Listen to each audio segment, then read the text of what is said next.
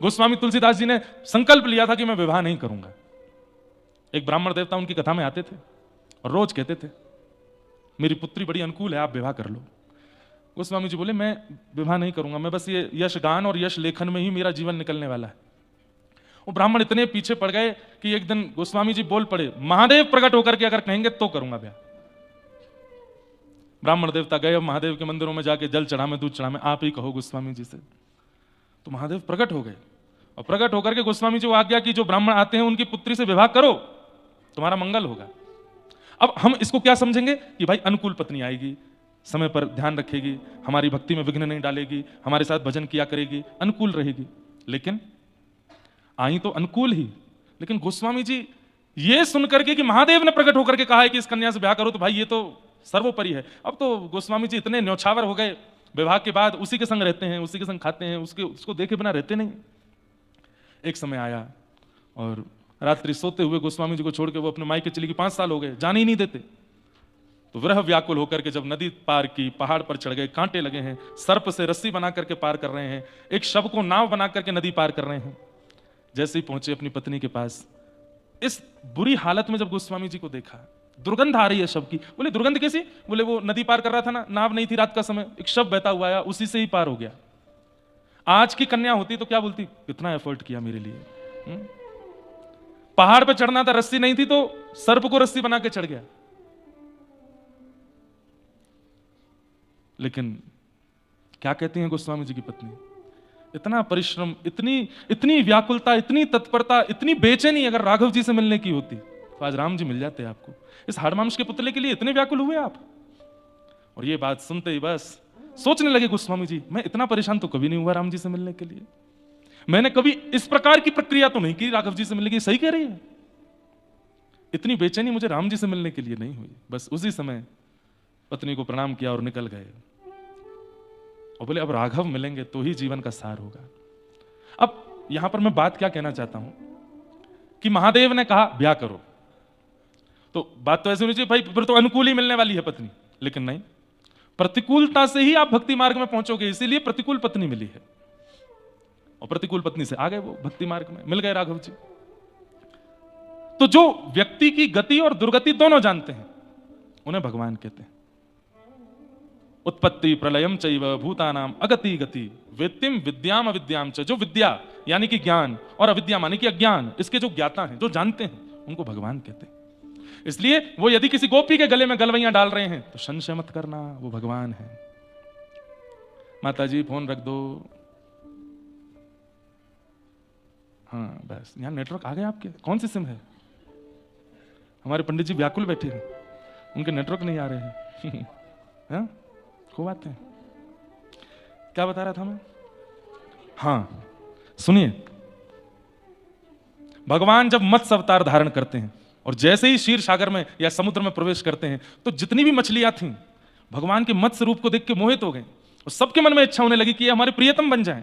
भगवान ने जब कूर्म अवतार धारण किया, कच्छप बनकर के आए, तो जितनी भी कछुए, मादा कछुआएं थीं, सब ठाकुर जी के रूप पर मोहित हो गए। सबका मन हुआ कि हम इनसे विवाह कर लें। भगवान जब नृसिंह बनकर के आए तो जितने भी वन की सिंहियां थीं, ठाकुर जी का रूप देख करके मन में हुआ कि यही हमारे प्रियतम बन जाएं। भगवान जब बराह बनकर के आए तो जितनी भी बरही थीं, सब ठाकुर जी के रूप पर मोहित हो गए। सबकी इच्छा हुई कि हम इनके विवाह कर लें। भगवान जब राम बनकर के आए, दंडक वन में गए तो जितने भी संत थे, अरे स्त्रियों की तो छोड़ो, वो साधु महात्मा जो हजार हजार वर्षों से बैठे हैं तपस्या में, राघव जी की एक छटा देख करके उनके मन में भी प्रियतमा जैसा भाव आने लगा, जैसे ये प्रियतम और हम प्रियतमा हैं। एक बात तो माननी पड़ेगी कि ठाकुर जी के सन्मुख, अगर ठाकुर जी सन्मुख आ गए तो अगर दर्शन करने वाला पुरुष है उसके चित्त में भी वो भावना प्रकट होने लगेगी जो एक प्रियतमा की पति के प्रति होती है। इसमें आपका वश नहीं चलेगा। इसीलिए महादेव गोपी बने, क्योंकि वहां पुरुष रह ही नहीं पाएगा। वो पुरुषोत्तम है। पुरुषोत्तम जो उत्तम पुरुष है उसके आगे सब स्त्रियां हैं। ध्रुव स्तुति में एक बात आती है, और ध्रुव जी महाराज कितने वर्ष के हैं? प्रहलाद जी और ध्रुव जी ये सम उम्र के ही हैं। ध्रुव जी महाराज भगवान का प्रथम दर्शन करते हैं। 4 वर्ष के हैं ध्रुव जी, और पहली बार श्री हरि को सन्मुख देख करके क्या कह रहे हैं वो सुनने लायक बात है। मुझे इतनी प्रिय लगती है ये बात। ध्रुव जी महाराज के सामने गरुण पर आसीन होकर के श्री हरि पधारे हैं, और प्रथम दर्शन श्री ध्रुव जी महाराज ने ठाकुर जी का किया है। इस प्रसंग को सुनकर के गोपी गीत या फिर रास पंचाध्यायी में संशय प्रकट नहीं होगा आपके चित्त में। आहा, ध्यान से सुनिए। तद्दर्शनेनागत साध्व सच्चिता ववन्दतांगं विनमय्य दंडवत् द्रग्भ्यां प्रपश्य प्रपिवार निवार्भक चुंबन निवास्येन भुजैरिवाश्लिशन। 4 वर्ष के ध्रुव जी, 4 वर्ष का कोई बालक है यहाँ पे? नहीं होगा। 4 वर्ष के बालक को एक बार देखना कैसा लगता है वो? ना ज्यादा सुधरा हुआ, ना ज्यादा बालवत, बिल्कुल सामान्य सा है। अभी स्वयं से चलना भी नहीं जानता, ठीक ठीक है, ज्यादा संसार का बोध नहीं है, बिल्कुल बोध नहीं है, 4 वर्ष का है, तुतला के बोलता है। वो 4 वर्ष के ध्रुव जी के सामने भगवान खड़े हैं और ध्रुव जी क्या कह रहे हैं? पहले तो देखते रहे, पता ही नहीं है कि दंडवत करना होता है। तो फिर गरुण जी ने कहा प्रणाम करो, भगवान आए हैं। तो ध्रुव जी महाराज दंडवत करते हैं। तब गरुण जी बोले इतनी देर हो गई, तुम क्या देख रहे हो? तो ध्रुव जी गरुण जी को बता रहे हैं, ठाकुर जी को नहीं। बोले ये इतने प्यारे लग रहे हैं, मेरा मन हो रहा है कि मैं इनकी गोद में चढ़ के इनके गालों को खा जाऊं, इतने प्यारे लग रहे हैं। चुम्बन निवास्येन भुजैरिवाश्लिशन, मन होता है कि मैं इनके अंक को अपने अंग में ऐसे भर लूं और भर के इनके गाल पर चुम्बन कर लूं। 4 वर्ष का बालक ठाकुर जी को देख करके ये भावना रखता है। वो मत्स्य बनते हैं तो मछलियां मोहित हो जाती हैं, वो कूर्म बनते हैं तो कछुआ, मादा कछुआ मोहित हो जाती हैं, वो बराह बन के आते हैं तो बरही मोहित हो जाती हैं, वो नृसिंह बन करके आते हैं तो सिंहनियां मोहित हो जाती हैं। जब वे राम बन करके आते हैं तो दंडक वन में हजारों वर्षों से तपस्या में बैठे हुए, कंचन कामनी से कोसों दूर, वे सब संत जन भी राघव जी की छटा को देख करके उनके प्रति प्रियतम का भाव रखने लगते हैं। सारे अवतारों में ठाकुर जी ने सबको देखा और सबको वरदान देते गए, द्वापर की प्रतीक्षा करो, द्वापर की प्रतीक्षा करो, द्वापर की प्रतीक्षा करो। आज समुद्र की वे असंख्य मछलियां जिन्होंने मत्स्य दर्शन किया वो गोपी बन के आई हैं। आज वे समस्त कच्छप दर्शन करने वाली मादा कछुआ सब गोपी बन के आई हैं। वे दंडक वन के सभी संत जो राघव जी को प्रियतम मान रहे हैं वे सब गोपी बन के आए हैं। अरे कहां तक कहें, वेद, वेद तो शब्द है, वेद के तो अंग नहीं होते, वेद का तो रूप नहीं होता, वेद तो केवल शब्द बनकर के प्रकाश आकाश में भ्रमण करता रहता है। वो वेद तक ठाकुर जी के रूप पर मोहित हो जाता है। आज वो वेद की ऋचाएं भी गोपी बनकर के आई हैं। तो श्रुति रूपा, स्मृति रूपा, भगवत रूपा, साधन सिद्धा सब गोपियां हैं व्रज की। आप उन पर संशय नहीं कर सकते। ये एक जन्मों की प्राप्ति नहीं है रास में, ये अनेक जन्मों की प्रतीक्षा है कि आज ठाकुर जी मिले हैं। भगवत दर्शन का फल क्या है? मुक्ति। वो सारी मछलियां मुक्त होकर गोपी बन के आई हैं, सारी कच्छपियां मुक्त होकर के गोपी बन के आई हैं, नृसिंह दर्शन करके सिंहनियां आज गोपी बन के आई हैं। और मैं अगर ये बात कह रहा हूं कि कच्छप रूप पर केवल कच्छपियां ही मोहित हो रही हैं तो भी मैं गलत हूं। जलचर जितने जीव हैं सब मोहित हो रहे हैं ठाकुर जी पर। इतने सुंदर हैं हमारे श्याम सुंदर। कहते कहते कभी कभी मन भर आता है, कितने सुंदर होंगे वे जो सब मोहित हो जाते हैं उन पे। आज वे सब गोपियां बनकर के आई हैं और उन सबको ठाकुर जी ने आज्ञा दी थी कि मैं मिलूंगा। कब मिलोगे? बोले शरद पूर्णिमा की रात्रि को। शरद की रात्रि को? अच्छा। अब यहां एक बड़ी गुप्त कथा है, सुनो।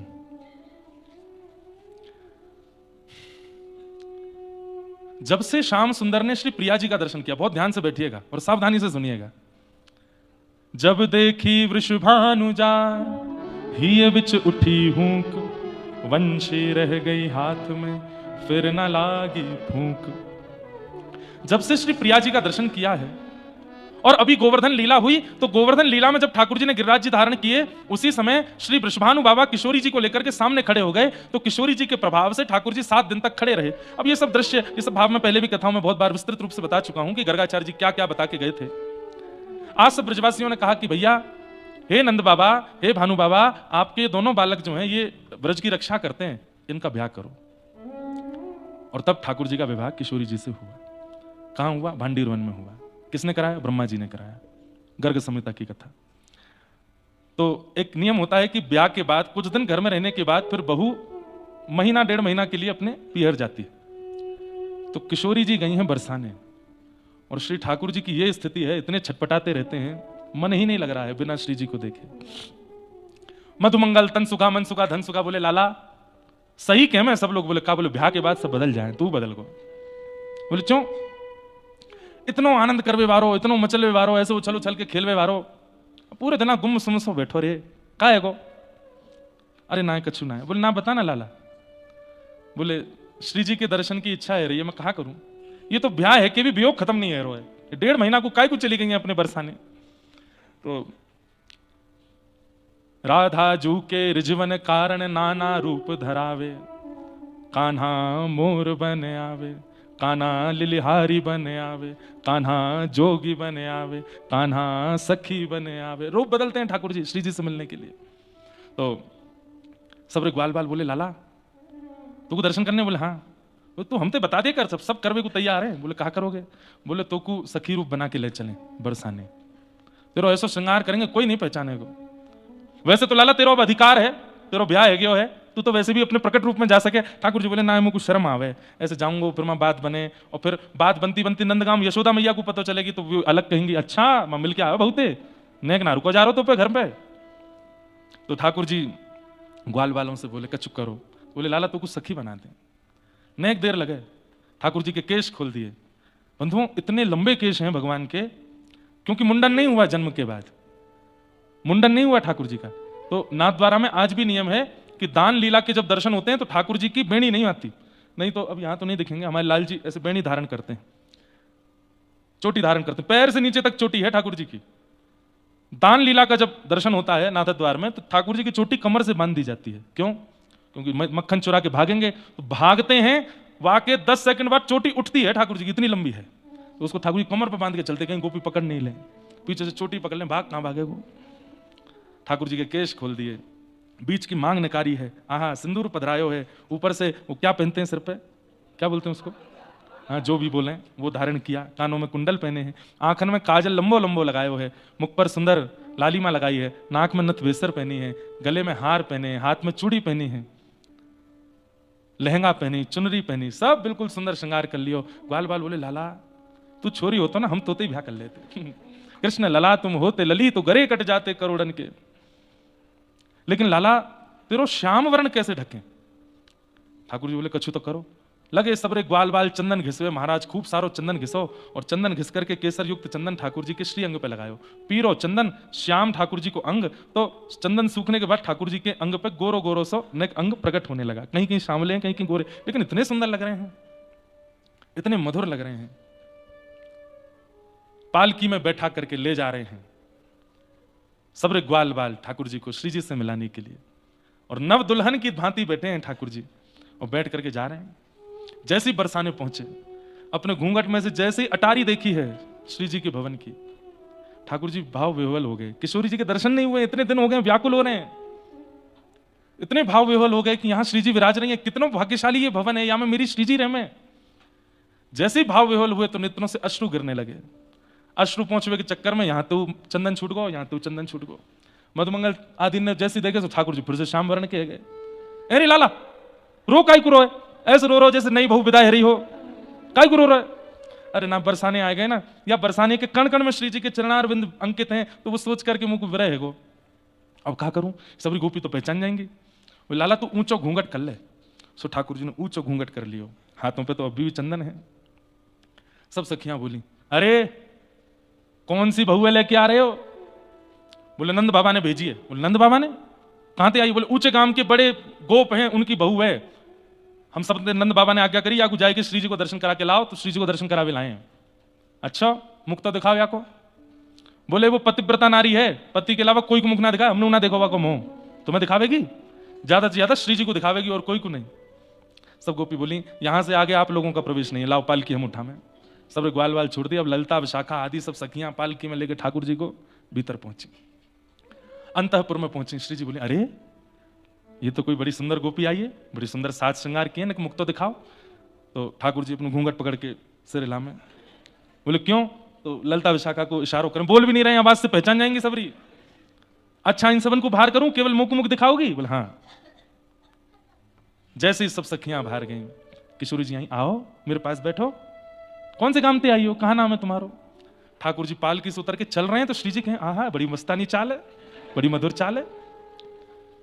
चाल देख करके, ढाल देख करके श्री जी मोहित होती जा रही है। अभी मुख नहीं देखा है, जिस भांति से चुनरी पकड़ी है घूंघट की, तो जो हाथों की आकृति है वो भी इतनी सुंदर है, सब कुछ इतना मधुर है। श्री जी के चित्त से कभी श्याम सुंदर विलग नहीं होते, लेकिन आज एक ऐसी सखी आई है कि जिसने श्याम सुंदर के चित्र को चित्त से अलग कर दिया है। श्री जी अब और व्याकुल हो रही है देखने को, है कौन ये जो श्याम सुंदर बुला रही है मेरे चित्त से।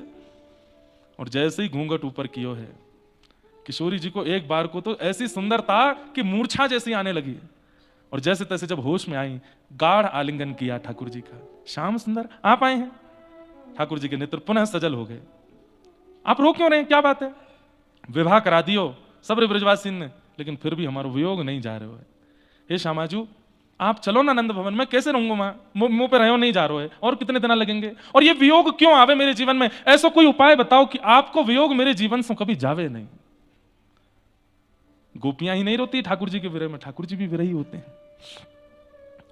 श्री जी बोली देखो, आप अपनी प्राप्ति का कारण स्वयं नहीं बता सकते, आपके भक्त बताएंगे। ऐसे ही मैं अपनी प्राप्ति को कारण स्वयं कैसे बताऊं, वो तो ललिता बतावेगी। नहीं उनको भीतर मत बुलाइए, मजाक बनाएंगी मेरो। ठाकुर जी बोले बुलानी तो पड़ेंगी। श्री जी बुलवाई, ललिता विशाखा भीतर आई, और जैसे ही बगल में बैठे श्याम सुंदर गोपी भाव में श्यामा सखी बन के आई। अब तो ललिता आदि सखियां इतनी भाव विवल दौड़ करके गई, थाल सजा करके लाई। अरे वाह, आज तो सखी रूप धारण करके आए हो, बड़े सुंदर लग रहे हो, बड़े प्यारे। आरती करी। श्री जी ने कही शंका को समाधान करो। बोले क्या? ठाकुर जी चाहे कि मेरो वियोग इनको कभी नहीं हो, उसके लिए इनको क्या करना पड़ेगा वो बताओ। ललिता विशाखा बोली अच्छा ठाकुर जी, पहले पांव पड़ो ललिता के, पहले हमारे पांव पड़ो, चरण में प्रणाम करो। ललिता जी को प्रणाम कियो, विशाखा को प्रणाम कियो, अष्ट सखीन को प्रणाम कियो। बोले ऐसा कोई अचूक उपाय बताओ कि श्री जी को विरह मोह को भी हो ही नहीं। तब ललिता जी बोली प्रेम की स्वामिनी है, महादेव को भी प्रेम वही सिखाती है। ललिता जी बोली आपको एक अनुष्ठान करना पड़ेगा। बोले कौन सा अनुष्ठान? बोले वंशी देवी की आराधना करनी पड़ेगी। बोले कैसी आराधना? बोले नित्य अपने अधर पर धारण करो, अपनी कोमल उंगलियों से उनके छिद्रों को आच्छादित करो, अपनी नाक के मोती से उनके ऊपर छत्र चवर करो, और केवल किशोरी जी को स्मरण करके वंशी बजाओ। महीना डेढ़ महीना तक आपको यही उपासना करनी पड़ेगी, यही आराधना करनी पड़ेगी। इसी आराधना के फल में आपको फिर वंशी देवी की कृपा से श्री जी को आह्लादनी स्वरूप प्रकट होकर के आशीष देगो, तब आपकी आराधना सफल होगी। तब ठाकुर जी ने वंशी देवी के अनुष्ठान किए हैं। एकांत में बैठ करके केवल और केवल वंशी पर राधा नाम ही गाते हैं ठाकुर जी, दिन रात केवल राधा राधा राधा राधा, और उसी भाव से वंशी बजाते हैं। ना गैयाओं के लिए आज वंशी बजी है, ना गोपियों के लिए, ना ग्वाल बालों के लिए, ना यशोदा मैया नंद, आप किसी के लिए वंशी नहीं बजाते हैं। वंशी केवल किशोरी जी, अनुष्ठान चल रहा है ठाकुर जी का। मास पर्यंत ठाकुर जी ने अनुष्ठान किया, राधा नाम में वंशी की ध्वनि जब की है, तब मास पूर्ण होने के बाद किशोरी जी प्रकट हुई, और किशोरी जी ने कहा श्याम सुंदर आगे की लीला में आपको व्रज से भी जाना पड़ेगा, फिर मेरा वियोग कैसे सहोगे? तब ठाकुर जी भाव विह्वल होकर के चरणों में गिर गए। हे श्यामाजू, आप मेरी आह्लादनी शक्ति हैं, आप चाहें तो मेरे जैसे अनेक निर्माण करके आगे की लीला में भेज सकती हैं। ऐसा कुछ कीजिए ना कि आगे की लीला कोई और करे और मैं सदा आपके पास ही रहूं। किशोरी जी बोली वो तो संभव होगा, आपका प्रभाव स्वरूप और स्वभाव स्वरूप दो प्रकट होंगे। स्वभाव रूप से आप सदा यही निवास करोगे, प्रभाव रूप से मथुरा द्वारिका की लीला करोगे, लेकिन वह प्रभाव स्वरूप भी मेरे विरह में बहुत व्याकुल हो जाएगा। तब क्या करेंगे? तो बोले एक ऐसी स्मृति हम प्रकट कर देते हैं जो स्मृति आपके चित्त का कभी त्याग नहीं करेगी, और उस स्मृति से मेरा वियोग सदा आपको आनंदित करता रहेगा। और वो स्मृति क्या होगी? बोले महारास, हम आपके साथ महारास करेंगे, और महाराज के भाव से आपके चित्त में एक ऐसी स्मृति प्रगाढ़ हो जाएगी, जब जब नेत्र बंद करेंगे तब तब वह महाराज की झांकी दिखा करेगी। तो व्रज से आगे की लीला में भी जब आप जाएंगे, वो महाराज आपके चित्त में रहेगा, और आप आगे की लीला भी कर पाएंगे, और मेरे स्मरण में वियोग में जब जब याद आएगी तो उस महाराज का चिंतन करके शांत भी हो जाएंगे। कब करेंगे ये रास? बोले शरद पूर्णिमा पर। तब किशोरी जी ने ठाकुर जी को वरदान दिया है कि हम आपके संग महाराज करेंगे। तब ठाकुर जी को किशोरी जी ने आज्ञा की, जैसे मेरा विरह आपको होता है, आपका विरह भी अनेकों को है, आप भी उन सबको आमंत्रित करो, और महाराज में जो भी आपके विरही हैं सबको बुला करके सबके चित्त में ये महाराज की स्मृति स्थापित करो। योग मायाम उपाश्रित, इस प्रकार महाराज की योजना बनी। ये महाराज ठाकुर जी महाराज के तुरंत बाद कंसवध के लिए निकल जाते हैं मथुरा। क्यों? क्योंकि बिना महाराज की उसकी स्मृतियों को चित्त में लिए द्वारिका नहीं पहुंच पाएंगे, वो कंसवध नहीं कर पाएंगे, महाभारत का युद्ध नहीं करा पाएंगे। एकांत में बैठे बैठे वो स्मरण करते रहते हैं, राधे राधे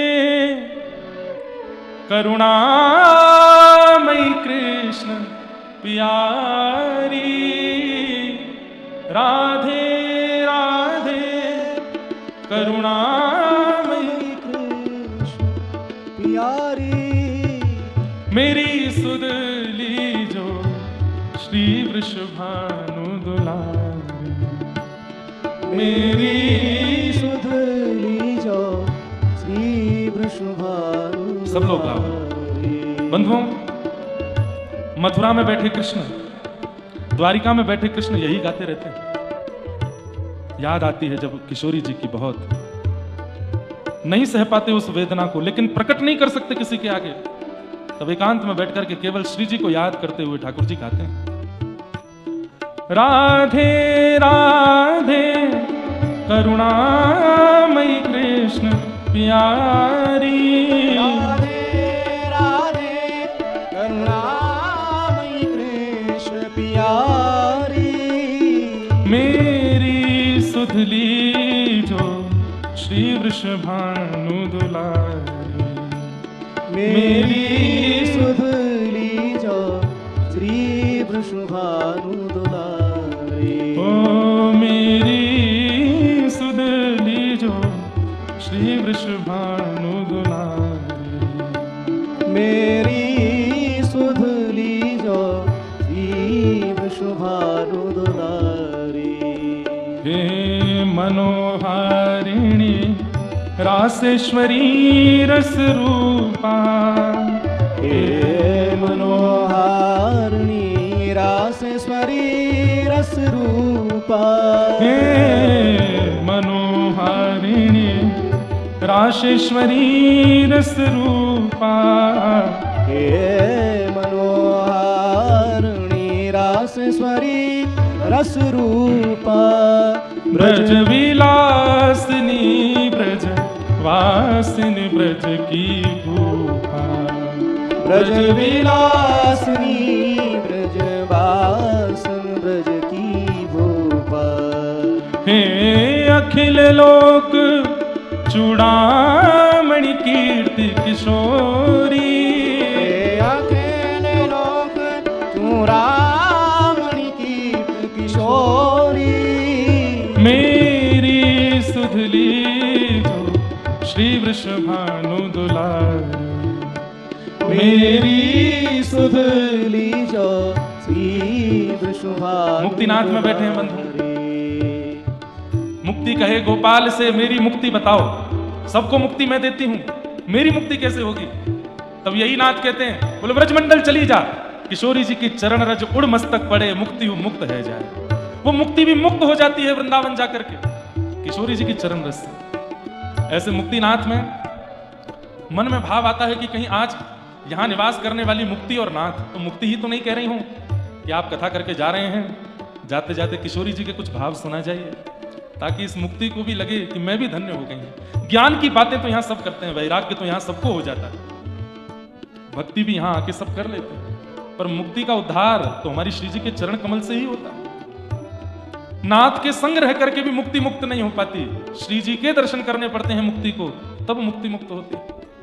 आज ऐसे मुक्तिनाथ में मुक्ति के भाव से और नाथ के भाव दोनों ही मानो गा रहे हैं हमारे साथ, राधे राधे करुणामयी कृष्ण प्यारी, राधे राधे करुणामयी कृष्ण प्यारी, मेरी सुध लीजो श्री वृषभानु दुलारी, मेरी सुध लीजो श्री वृषभानु दुलारी, हे प्रेममयी इतनी तो करुणा कीजिए, हे प्रेममयी इतनी तो करुणा कीजिए, हे प्रेममयी इतनी तो करुणा कीजिए, हे प्रेममयी इतनी तो करुणा कीजिए, प्रिय प्रिय प्रेम भक्ति की भीख मोहे अब दीजे, प्रिय प्रेम भक्ति की भीख मोहे अब दीजे। निज बाह छाह दे चरण सखी रख लीजे, निज बाह छाह दे चरण शरण रख लीजे। हे वृंदावनी हमारी यूं कर लीजे, हे वृंदावनी हमारी कर कितनी बढ़िया बात है। हे प्रेममयी इतनी तो करुणा कीजिए, प्रिय प्रेम भक्त की भीख मोहे अब दीजिए, निज बाह छाह दे चरण शरण रख लीजिए, अपने चरणों में सदा अपने हस्तकमल की छांव में हमें बैठा लीजिए श्यामा जी। हे वृंदावनी हमारी यों कह लीजिए।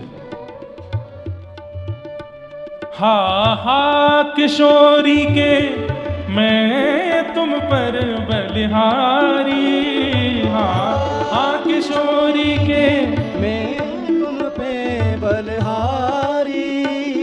मेरी सुधली जो श्री विश्वभानु दुलारी, मेरी सुधली जो श्री वृषभानु दुलारी। राधे राधे करुणामयी कृष्ण प्यारी, राधे राधे करुणामयी कृष्ण प्यारी। मेरी सुधली जो श्री विश्वभानु दुलारी, मेरी सुधली जो श्री वृषभानु दुलारी। ओ मेरी सुधली जो श्री विश्वभानु दुलारी, मेरी सुधली जो श्री वृषभानु दुलारी। किशोरी जी ने वरदान दिया है ठाकुर जी को, और वंशी देवी की अनुष्ठान से यह वरदान मिला है कि हम शरद पूर्णिमा पर आपके संग रास करेंगी, जिसकी स्मृति सदा आपके चित्त में रहेगी। किशोरी जी यह भी नहीं चाहती कि आगे की लीला ना हो, विश्व कल्याण के लिए कृष्ण अवतरण हुआ है, तो आगे की लीला में भी तो आपको जाना है। स्वभाव रूप से तो आप सदा हमारे संग ही रहोगे, लेकिन आप जब आगे जाओगे और जब व्रज वृंदावन और मेरी याद आएगी तो कैसे रहोगे? तो व्रज तजने से पूर्व हम महाराज करेंगे, और उस महाराज की स्मृति सदा आपके चित्त में रहेगी, आपके सदा चित्त को वो सुख देगी।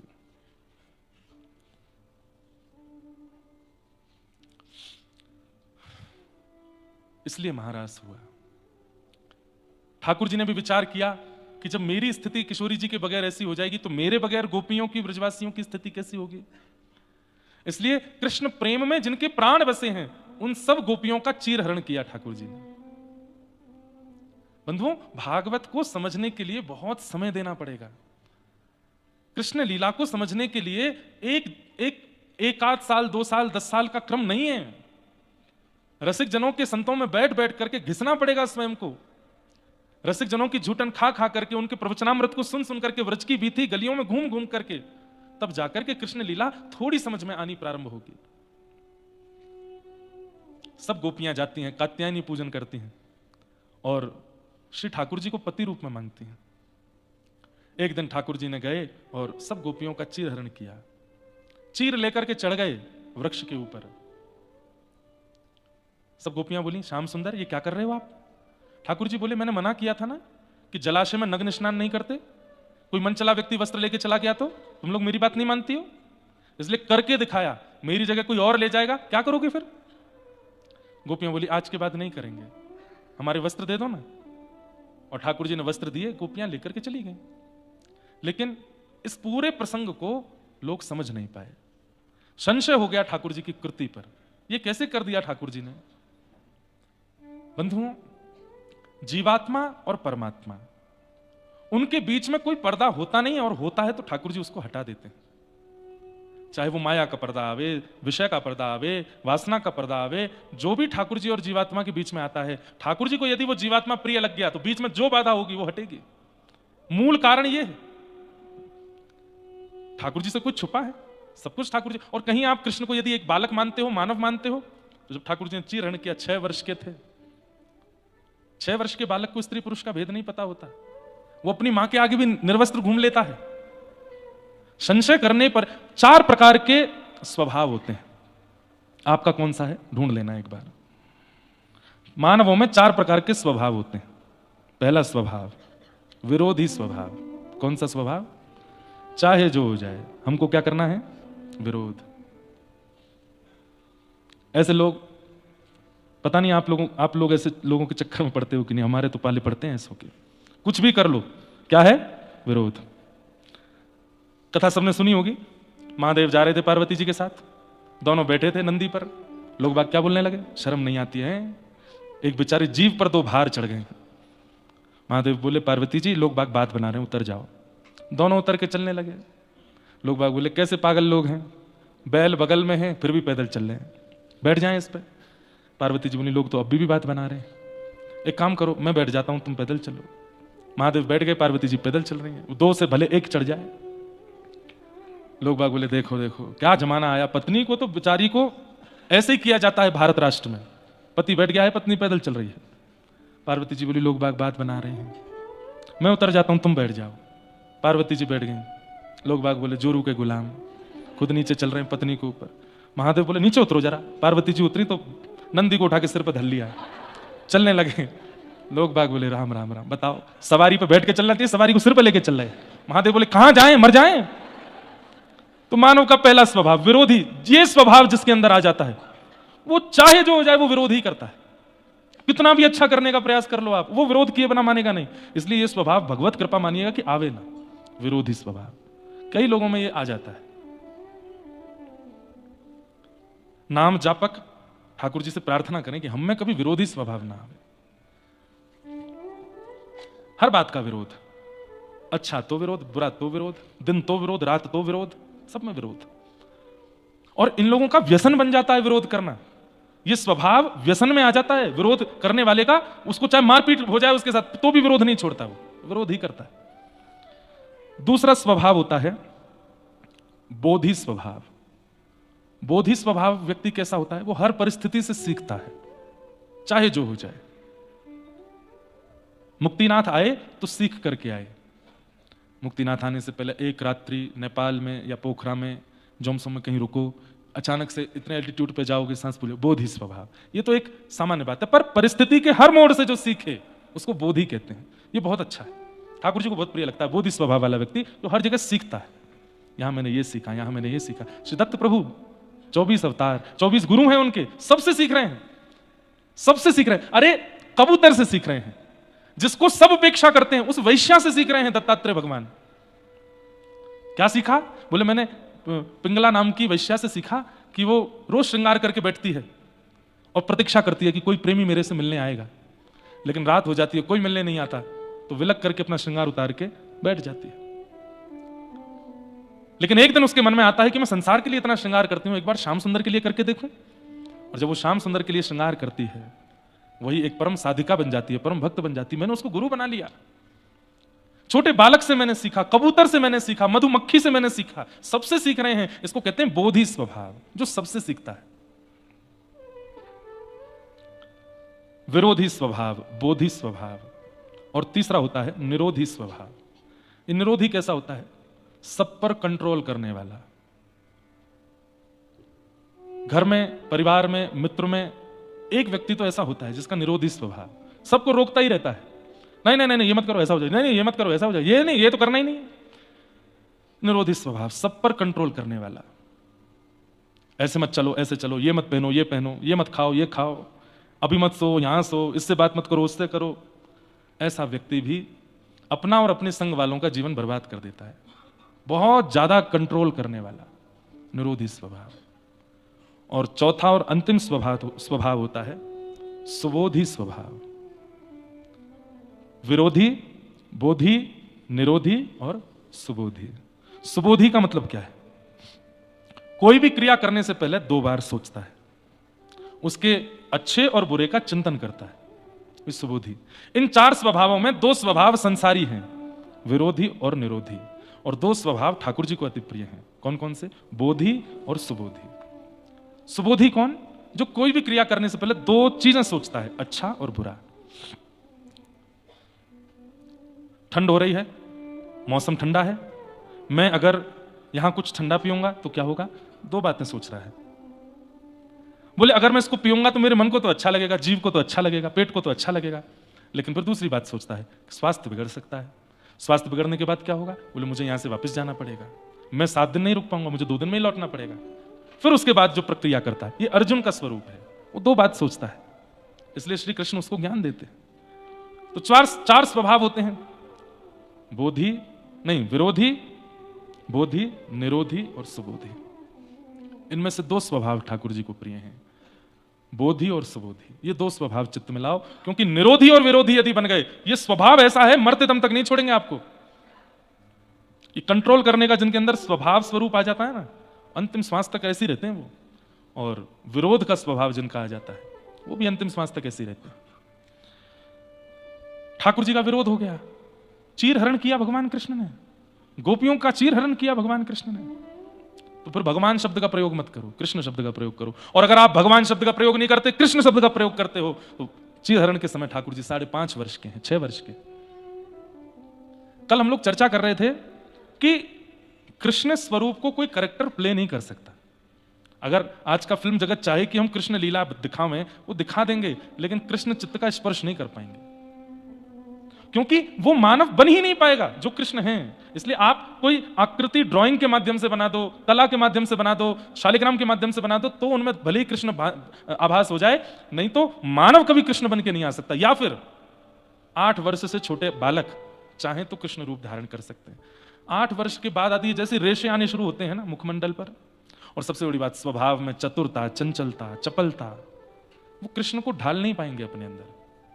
बुरा नहीं मानिएगा, मैंने आज तक इतने चलचित्र देखे हैं, पर मुझे कोई कृष्ण स्पर्श नहीं कर पाए। हाँ, राम जरूर स्पर्श किए थे एक बार पुरानी रामायण में, लेकिन कृष्ण नहीं छू पाए, क्योंकि कृष्ण कोई हो ही नहीं सकता, कृष्ण एक ही है। इसलिए कोई कला चित्र के माध्यम से भले ही आप कृष्ण बना दो, मानव कृष्ण नहीं बन पाएगा। और गोपियों को आज्ञा कर दी भगवान ने कि जिन कात्यायनी मैया की तुम पूजा करके मुझे पति रूप में मांगती हो, मैं वचन देता हूं। क्या? शरद पूर्णिमा पर मैं रास विहार करूंगा। और आज वही शरद पूर्णिमा की रात्रि आई है। भगवान पिता रात्रि शरदो तुल्य मल्लिका विक्षरंतुम मनश्चक्रे योग मायामुपाश्रित। किशोरी जी के आश्रय में आज सब गोपियां रास के लिए पधारी। सब गोपियां अलग अलग क्रियाओं में व्यस्त हैं। कोई दूध का दोहन कर रही है, कोई अपना श्रृंगार कर रही है, कोई अपने बालक को दूध पिला रही है, कोई अपने पति को भोजन करा रही है। सब अलग अलग कार्यों में लगी हैं। और उसी समय शरद पूर्णिमा के चंद्रमा उदित हुए। जगऊ कलम बाम दृशाम मनोहरम। जैसे ठाकुर जी ने अपनी वेणु पर अधरामृत का पान कराते हुए जैसे अपने प्राण पिरोए हैं, बाज उठी वंशी वृंदावन में। बंधुओं, आज की वंशी किसी को नहीं सुनाई दे रही, केवल उनको सुनाई दे रही है जो अधिकारी हैं कृष्ण से मिलने के, जो प्रतीक्षा कर रहे हैं युगों युगों से उस प्रियतम की प्राप्ति के लिए। वो जो भी ब्रजमंडल में आए हैं, उन सबको वह वंशी सुनाई दे रही है। और जैसे ही वो वंशी कान में आती है, आज उस वंशी में ध्वनि नहीं है, आज उस वंशी में शब्द है। और वो शब्द क्या कहता है? चल गोपी, कृष्ण तेरी प्रतीक्षा कर रहे हैं, जल्दी चल, देर मत करे। और उसी समय गोपियां अपने सारे काम छोड़ करके दौड़ती हैं कृष्ण मिलन से। शुकाचार्य जी वर्णन करते हैं, स्थिति संभालने के लिए भी नहीं रुकी है गोपियां कि हम कोई कार्य कर रही हैं उसको संभाल के तो जाए ना। जैसे ही ध्वनि आई तुरंत दौड़ती है, मानो जैसे कब से तैयार बैठी थी जाने को। तत्परता से सीरा बना रही है कोई गोपी, उसमें चीनी डाल रही है, उसमें इलायची डाल रही है, बढ़िया केसर डाल रही है, बड़े मग्न होकर के बना रही है। लग ही नहीं रहा है कि कहीं और जाने की तैयारी में है। और अचानक से वेणु ध्वनि आती है तो उसका अचानक से रूप बदल जाता है, वहीं सीरा छोड़ करके दौड़ती है। घर वाले देखते रह जाते हैं, हुआ क्या? कोई गोपी अंजलोचने अपनी आंख में काजल लगा रही थी। जैसी वेणु की ध्वनि आई, एक आंख में ही काजल लगा है, दूसरी आंख में लगा ही नहीं, दौड़ी है कृष्ण मिलन के लिए। बीच मार्ग में किसी गोपी ने कहा, अरे तेरी एक आंख बड़ी, एक आंख छोटी सी लग रही है, दूसरी आंख में तो लगा के नहीं आई, जल्दी जा, विचित्र लगेगी। अब दूसरी आंख में जब लगाने के लिए गई है तो हाथ कांप रहे हैं, श्रृंगार में तत्परता नहीं आ पा रही है, क्योंकि ठाकुर जी बुला रहे हैं। एक बात स्पष्ट है, व्यक्ति जब ठाकुर जी के आमंत्रण में होगा ना, तो अपनी किसी भी व्यवस्था को सुधार नहीं पाएगा। केवल भगवत सेवा ही उससे बढ़िया हो सकती है, बाकी वो किसी और व्यवस्था में उचित नहीं रह पाएगा। नहीं कर पा रही अपना श्रृंगार। आज तक कभी ऐसा नहीं हुआ था कि काजल ना लगा हो, लेकिन आज नहीं लग पा रहा है। क्यों? व्याकुलता हो रही है, तन मन चित्त सब व्याकुल हो रहा है ठाकुर जी से मिलने के लिए। तभी संपूर्ण काजल हाथ में लेकर के पूरे मुंह पे लगा लेती है। बोले एक जगह लगाऊंगी तो अच्छे बुरे का भान होगा, पूरा ही काजल युक्त होगा तो अच्छे बुरे का कोई भान नहीं। दौड़ पड़ी। गोपियां हंसने लगी, अरे तू खा बन के आई है, ऐसी कारी कारी बन के आई है, अरे आज पहली बार कृष्ण ने बुलाया, कम से कम श्रृंगार तो मधुर करके आ। शुकाचार्य जी कहते हैं वो गोपी कह रही है, श्याम सुंदर यदि रूप देखते तो सबसे पहले पूतना को स्वीकार करते, नहीं किया उसको स्वीकार। इसका मतलब रूप उनको प्रिय नहीं है। रूप जैसा भी हो, केश जैसे भी हो, वस्त्र जैसे भी हो, जन्म जैसा भी हो, जाति जैसी भी हो, कृष्ण को इन सब से कोई फर्क नहीं पड़ता। आपका चित्त कैसा है? कौन दिखाता है इन सब भावों को कि गोपियां कैसे जा रही हैं? एक गोपी स्नान कर रही थी और जैसे ही वेणु की ध्वनि आई अस्त व्यस्त वस्त्रों में दौड़ पड़ी है। एक गोपी जैसे ही दौड़ने लगी, पति ने रोक लिया, कहां जा रही हो? बोले आज आत्मा के पति बुला रहे हैं, उनके पास जा रही हैं। पति ने बंद करके दरवाजा लगा दिया बाहर से, भाग के तो दिखा। तुरंत ध्यान समाधि में बैठ गई और बोली तुम्हें ये शरीर प्रिय है ना, रख लो इसे अपने पास, मैं आत्मा से उनके पास चली जाऊंगी। और तुरंत प्राण त्याग दिए वहीं पर, और प्राण त्याग करके गोपी पहुंची है रास में। ये 1-2 दिन या 1-2 वर्ष की प्रतीक्षा तो नहीं हो सकती, ये युगों की प्रतीक्षा है गोपियों की, ये युगों की प्रतीक्षा है। असंख्य गोपियां खड़ी हैं श्याम सुंदर के सन्मुख। किसी के केश बिखरे हैं, किसी का रूप बिगड़ा है, किसी के वस्त्र अस्त व्यस्त हैं। और आयु कितनी है? बोले आबाल वृद्ध वनिता, 6 वर्ष से लेकर के 120 वर्ष तक की गोपी है। एक आध गोपी तो ऐसी भी हैं जिनको 2-4 गोपी उठा के लाएंगे, चलना ही नहीं आता, वो भी आइए रास करने। और इन सबके प्रेमास्पद ठाकुर जी कितने बड़े हैं? बोले 7.5 वर्ष के। ये कैसा प्रेम हो सकता है कि 6 वर्ष की बालिका के चित्त में भी वही प्रीति है, और 120 वर्ष माने यशोदा की सास की उम्र की गोपी भी आई है ठाकुर जी से रास करने, उसके चित्त में भी वही प्रेम है। ये सामान्य काम लीला नहीं हो सकती, ये सामान्य संसार का प्रेम मिलन नहीं हो सकता। हमारे यहां आयु देखी जाती है, रूप देखा जाता है, स्वरूप देखा जाता है, त्वचा देखी जाती है, व्यवहार स्वभाव देखा जाता है। यहां कुछ नहीं देखा जा रहा है, केवल चित्त की प्रीति देखी जा रही है। गोपियां सब सामने खड़ी हैं, ठाकुर जी वेणु बजा रहे मधुर, और थोड़ी देर में जैसी वेणुनाद विश्राम हुआ, नेत्र खोल करके देखा, असंख्य गोपियों को देख करके ठाकुर जी वेणु अपने कमर में रखते हैं और ठाड़े होकर के बोले स्वागतम वो महाभाग। अरे जो मत्स्य थी उनको याद आ गए मत्स्य रूप, जो पूर्व में कच्छपी थी उनको याद आ गए कच्छप, जो पूर्व में सिंहनी थी उनको याद आ गए नृसिंह, जो पूर्व में संत थे उनको याद आ गए राम। अपनी युगों की प्रतीक्षा सबको याद आ गई, सब भूल गई कि हम कौन से गोप की कन्या हैं या कौन से घर में रहती हैं, सबको अपने पूर्व की प्रतीक्षा याद आ गई और सबके नेत्र सजल हो गए। अरे ये तो इतने वर्षों की प्रतीक्षा के बाद हमें आज मिले हैं।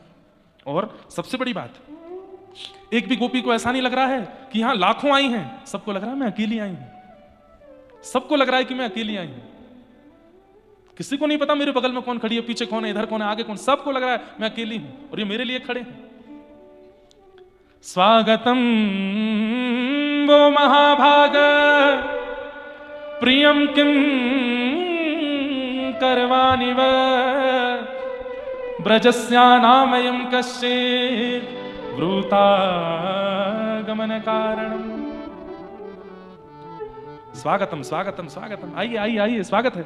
ये सुनकर के तो गोपियां खुश हो गई, लेकिन ठाकुर जी क्या कहते हैं? प्रियम किम करवाणि व, आप सबके यहां आने का कारण जान सकता हूं मैं? ये सुनकर के तो मानो गोपियों को लगा किसी ने वज्र चला दिया हो हमारे हृदय पर। इनको नहीं पता हम क्यों आई हैं। अब जो मत्स्य थी वो भूल गई, वो जो कच्छपी थी भूल गई, जो सिंहनी थी भूल गई, और सब ठाकुर जी की ओर देख रही हैं। इनको याद नहीं हम कौन है। प्रियम किम करवाणि वा व्रजस्यानामयं कश्चित् ब्रूतागमन कारणम, आप सबके आने का कारण जान सकता हूं मैं इतनी रात को? अच्छा चंद्रमा देखने आई हो? देखो देख लिया, चलो जाओ वापस जाओ, अपने अपने घर को जाओ। गोपियां खड़ी हैं सामने, थोड़ी देर और देखें क्या बोलते हैं। और ठाकुर जी ने यहां पर पतिव्रता नारी के सारे धर्म बताने शुरू किए, और गोपियों को माने ऐसा भान कराने लगे कि तुम तो बहुत बड़ी पापनी हो, मेरे पास आ गई हो। गोपियों को समझाने लगे, तुमको पता है पतिव्रता नारी का धर्म क्या होता है?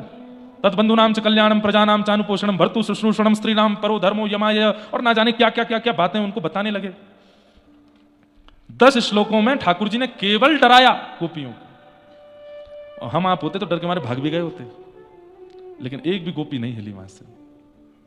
ठाकुर जी बोले तुम्हारे बाल बच्चे हैं छोटे छोटे, अग्नि की साक्षी लेके विवाह करके आई हो, और यहां परपुरुष दिख गया तो तुरंत छोड़ करके आ गई। कितना बड़ा पाप है तुम जानती हो? उस नरक में तुमको जाना पड़ेगा, उसमें जाना पड़ेगा, यह करना पड़ेगा, और जाने क्या क्या। हमारे यहां ना बंधुओं, एक बात मैं कह दूं, बुरा नहीं मानिएगा, समझाने के लिए स्त्रियां ही होती हैं, पुरुष नहीं होते। हर बात में उनको समझाओ, हर बात में उन्हें कहो।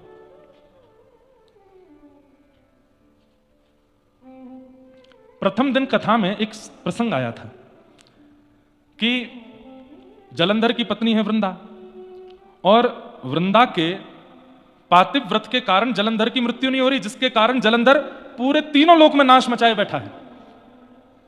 तब भगवान ने क्या विचार किया कि जलंधर को मारने का एक ही तरीका है, इसकी पत्नी का पातिव्रत नष्ट हो। और भगवान जलंधर का रूप धारण करके गए और वृंदा का पातिव्रत नष्ट किया। तब वृंदा पूछती है रोते हुए भगवान से कि मैं तो धर्म का पालन कर रही थी जो आपने ही बताया है, पातिव्रत धर्म, और आपने तोड़ दिया। तो ठाकुर जी कहते हैं व्रत भी किसके लिए करते हैं ये देखना चाहिए। ऐसे तो राक्षस भी तप करते हैं, ऐसे तो रावण, कंस, शिशुपाल, दंतवक्र भी हिमालय पर जाकर के तपस्या करते हैं, पर उनकी तपस्या के पीछे उद्देश्य क्या होता है? नाश। हम व्रत किस उद्देश्य से करते हैं वृंदा, ये समझना आवश्यक है। तुम जिस पति के लिए पातिव्रत का पालन कर रही हो, वो पति क्या कर रहा है? पार्वती जी का पातिव्रत धर्म नष्ट करना चाहता है। ऐसे पति के लिए पातिव्रत करोगी तो वो व्रत पाप बन जाएगा। पति शब्द का अर्थ होता है रक्षक। यदि पति इन शब्दों में घटित नहीं होता है तो वो पति नहीं है, वो भक्षक है। उसके लिए पातिव्रत नहीं करना है। ऐसे ही सेम पत्नी के लिए भी है। पति भी यदि पत्नी व्रती रहना चाहता है कि मैं एक पत्नी व्रती रहूं, लेकिन पत्नी अपने नाम शब्द, पत्नी शब्द का भी अर्थ क्या है? पति की सेविका या पति की रक्षिका। और पत्नी भी यदि उस भाव में नहीं है तो पति को भी नहीं करना है उसके प्रति व्रत। भगवान ने आकर के वृंदा को समझाया, बोले तुम्हारा पातिव्रत तीनों लोगों का नाश कर रहा था, इसलिए व्रत करो तो ये तो देख लो कि जिसके लिए हम व्रत कर रहे हैं वो उचित है कि नहीं, वो योग्य है कि नहीं। योग्य हो उसके लिए व्रत करो। अब व्रत बताए गए, नियम बताए गए हैं, दुनिया भर के हमारे यहां क्रम बताए गए, और आप कर किसके लिए रहे हो? शनि महाराज के लिए भयंकर तप हो रहा है, भैरव महाराज के लिए तप हो रहा है, आदि आदि देवताओं के लिए तप हो रहा है। तब तो उसके लिए करो जो भाग्य बदलना जानता हो, और वो केवल नारायण है। इसीलिए तो भगवान इंद्र की पूजा बंद करा करके गिरिराज पुजवाए कि भाई तुम पूजा कर रहे हो सालों से, लेकिन किसकी कर रहे हो ये तो देखो। वो व्यक्ति या वो मानव यदि उचित नहीं है तो उसके लिए व्रत नहीं करना है। इसीलिए भगवान ने आकर के उनका धर्म तोड़ाया। मुझे किसी का आया पत्र, बोले महाराज जी हमारे पति बिल्कुल रक्षक स्थिति के नहीं है, लेकिन आपकी ये बात सुनकर के हमारे घर वाले कह रहे हैं, देखो महाराज जी स्वयं कथा में बता रहे हैं कि भले ही जलंधर दुष्ट था लेकिन उनकी पत्नी उनके प्रति पतिव्रता। तुम भी, तुम्हारा पति चाहे कैसा भी है, तुम उसके प्रति पतिव्रता ही रहो। आपने अपने मतलब की बात सुन ली कि हमारा बेटा चाहे कितना भी कुनीति कर रहा हो, तुम उसके प्रति पतिव्रता ही रखो, क्योंकि महाराज जी कथा में बता रहे हैं कि वृंदा ने भी जलंधर के लिए किया। ये बात नहीं सुनी कि उसी वृंदा का पातिव्रत स्वयं नारायण तोड़ने के लिए आ रहे हैं, क्योंकि वो ऐसे के लिए पातिव्रत कर रही है जो पतिव्रता का अधिकारी नहीं है। हमारे यहां समझाने के लिए केवल नारियां होती हैं। जब तक माताएं बहनें जीवित होती हैं तब तक उनको कोसा, डांटा, फटकारा सिखाया जाता है, और कभी कभी जब आजकल हमारे भारत में होता है तो वो चली जाती हैं तो सब रोते हैं, बहुत बुरा हुआ, बहुत बुरा हुआ, बहुत बुरा हुआ। किया भी तो आपने ही। यत्र नार्यस्तु पूज्यन्ते रमन्ते तत्र देवता। भगवान कहते हैं जहां नारी का सम्मान होता है वहां देवता रमण करते हैं। और हम तो बहुत भली भांति जान गए हैं कि नारियों का कितना अपमान करते हैं लोग। हमारा मुंह खोलना नहीं है हमें, लेकिन इस अपमान का दंड यही है कि ठाकुर जी कभी प्राप्त नहीं हो सकते जो स्त्री के स्वरूप पर या उसके भाव पर किसी भी प्रकार का लांछन लगाते हैं, बिना जाने बिना सोचे कुछ भी बोलते हैं, और फिर उपासना करते हैं ठाकुर जी की। भाग जाइए उनके सामने से, एक पुष्प भी मत चढ़ा देना, ठाकुर जी को कांटे की तरह लगता है वो, क्योंकि आप स्त्री का सम्मान करना नहीं जानते, आप नारी का सम्मान करना नहीं जानते। दो लोगों को दंड देने की मनाही की गई है, ब्राह्मण को और स्त्री को। क्यों? ठाकुर जी कहते हैं इसको संसार दंड ना दे, ये कुछ अनुचित करेंगे तो मैं देखूंगा, ये मेरी अद्भुत कृति है, इनका सम्मान करो। तो कई बार लोग कथा को अपने स्तर से सुन लेते हैं। जैसे एक बार एक व्यास जी कथा करके गए, पोथी अपनी छोड़ गए राजा के यहां, लौट करके जब राजा के यहां आए तो द्वार पर राजा की बेटी मिली। तो बेटी ने व्यास जी से, आइए आइए व्यास जी, आपने इतनी बढ़िया कथा सुनाई थी, मेरे तो जीवन भर के सारे प्रश्नों के उत्तर मिल गए। अच्छा लाली, क्या सुना था तुमने? बोले मैंने तो सुना था कि सुभद्रा को अर्जुन प्रिय लगते थे, दोनों ने भाग की शादी कर ली, मैं भी यही करने वाली हूं, मुझे भी हमारा द्वारपाल अच्छा लगता है, पिताजी तो करा नहीं रहे, मैं भी कर लूंगी। कोई कहेगा तुमने गलत किया तो कह दूंगी व्यास जी ने कथा में सुनाया था। व्यास जी के तो खून ठंडा हो गया, बोले यही सुना तुमने पूरी कथा में, और कुछ नहीं सुना? और भीतर गए तो राजा का बेटा मिला। अरे अरे व्यास जी आप बहुत बढ़िया कथा सुना के गए, मैं तो बस मैं क्या बताऊं, आपका फैन हो गया। व्यास जी बोले तुमने क्या सुना? बोले मैंने सुना कि कंस पूर्ण रूपेण मथुरा का राजा बनने लायक था, लेकिन दुष्ट पिता उसको राज्यगद्दी दे ही नहीं रहा था। कंस ने बढ़िया किया, अपने पिता को कारागृह में डाल के स्वयं बैठ गया, मैं भी यही करने वाला हूं, अपने पिता को जेल में डाल के स्वयं बैठ गया। कोई कहेगा पाप किया, कह दूंगा व्यास जी ने कथा में सुनाया था। व्यास जी बोले मेरी पोथी कहाँ है, मैं लेके चला जाऊंगा, जीवन में नहीं आऊंगा, मेरी पोथी दे दो भाई। और भीतर गए तो रानी मिली, जय हो जय, मैं तो आपका सत्कार ही नहीं कर पाई, विराजिए ना थोड़ा, मैं आपका सत्कार करूं। व्यास जी बैठ गए, बहुत अच्छी कथा सुनाई। बोले तुमने क्या सुना? बोले मैंने सुना कि द्रौपदी जो है वो प्रातस्मरणीय है, द्रौपदी का अगर सुबह सुबह उठ के स्मरण किया जाए तो मंगल होता है। ऐसी कितनी कितनी कन्याएं हैं? 5 कन्याओं के बारे में कहा जाता है जिनका सुबह उठ के स्मरण करें तो मंगलमय दिन होता है, उसमें द्रौपदी भी। हाँ जी, तो लेकिन वो रानी तो कुछ और सुन नहीं है ना, क्या बोली? आपने कहा था कि द्रौपदी जो है वो प्रातस्मरणीय है। हाँ हाँ हाँ है तो सही, तो मुझे भी, मैं भी द्रौपदी से थोड़ी प्रेरित हो गई हूं। क्या? मुझे भी हमारे महल में 4-5 लोग प्रिय हैं, एक संग सबसे ब्याह कर लूंगी, 5 पति मेरे भी होंगे तो मैं भी द्रौपदी की तरह प्रातस्मरणीय हो जाऊंगी। व्यास जी बोले राजा को पता चले उससे पहले मेरा सर धड़ से अलग हो, मैं पोती लेके भागूं यहां से। पोती ढूंढते ढूंढते पहुंचे तो राजा बैठा था। महाराज कैसे आगमन हुआ आपका? पोथी लेने के लिए आए। तो राजा को लगा कि दक्षिणा नहीं दी थी कथा की हमने, दक्षिणा लेने आए, पोथी तो बहाना है। तो राजा भी बोल पड़ा, महाराज आपकी कथा में मैंने एक बहुत सुंदर प्रसंग सुना था और उससे मैं सीख गया हूं। बोले क्या? भगवान कृष्ण शांति दूत बनकर के गए थे और दुर्योधन ने क्या कहा? सुच्चग्रैव न दास्यामि बिना युद्धेन केशव, सुई की नोक के बराबर जमीन भी बिना युद्ध के नहीं दूंगा। मुझे पता है आप दक्षिणा लेने आए हैं, मेरी सेना और मेरे साथ युद्ध कर लीजिए और कथा की दक्षिणा ले जाइए। आपने ही कथा में सुनाया था, मुझे नहीं चाहिए दक्षिणा, मेरी पोथी दे दो। तो वो कैसे है, एक पंक्ति बोलते हैं ना, लौट के बुद्धू घर को आए, समझ पड़ी तो लाखों पाए। हाँ, जान बची सो लाखों पाए, लौट के बुद्धू घर को आए। पंडित जी पोथी लेके भागे वहां से। तो लोग बड़े विचित्र हैं संसार के, अपनी उपयुक्त बातें सुन लेते हैं और इन्हीं कारणों से रास पंचाध्यायी का बहुत प्रचार नहीं किया जाता। जब भगवान इतनी गोपियों के संग रास कर सकते तो हम इतने अफेयर क्यों नहीं रख सकते? 2-4 दसों से हम भी बात कर लें।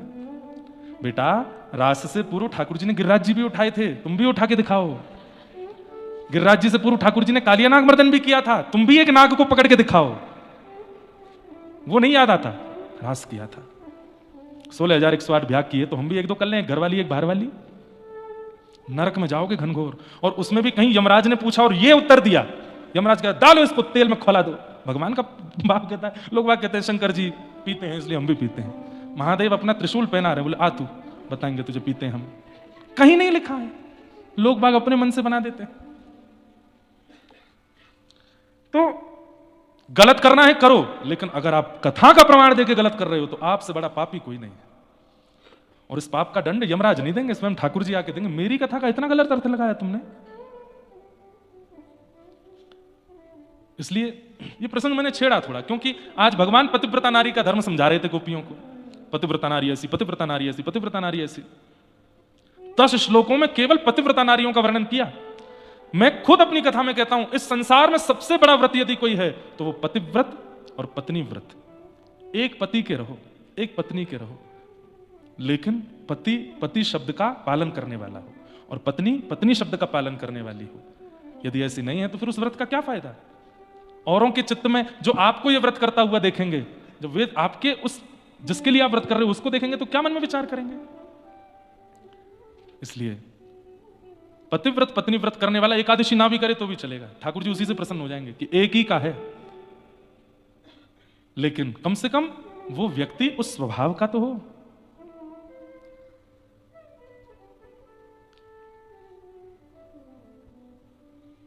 भगवान ने पातिव्रत धर्म बताया। अंत में जब भगवान शांत हो गए, बोल के गोपियां बोली आपका हो गया? बोले जी। अब हम बोलें? बोले बोलो।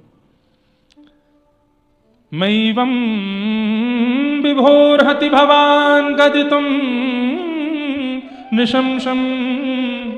इसको भागवत में ना सप्त प्रकट गीत हैं और सप्त अप्रकट गीत हैं।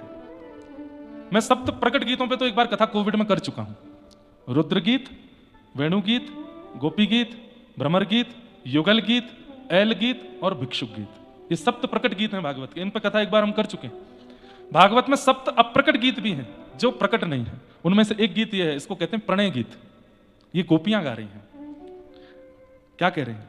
जब भगवान ने कहा पतिव्रता नारियों के धर्म ये होते हैं, तुम सब पाप कर रही हो मेरे पास आकर के, तब ठाकुर जी को गोपियां उत्तर देती हुई कहती हैं कि मैवं विभोर्हति भवान गदितुम निशंसम संत्यज्य सर्व विषया स्तव पादमूलम भक्ता भजस्व दुर्वग्रहमान् त्यजास्मान् देवो यथादि पुरुषो भजते मुमुक्षु। हे नाथ, भात और भक्त इन दोनों की एक ही राशि है, इसलिए दोनों की बनने की प्रक्रिया बिल्कुल एक जैसी है। कितनी अच्छी उपमा देती हैं गोपियां भक्तों के लिए। बोले जैसे भात बनता है वैसे ही भक्त बनता है। भात कैसे बनता है?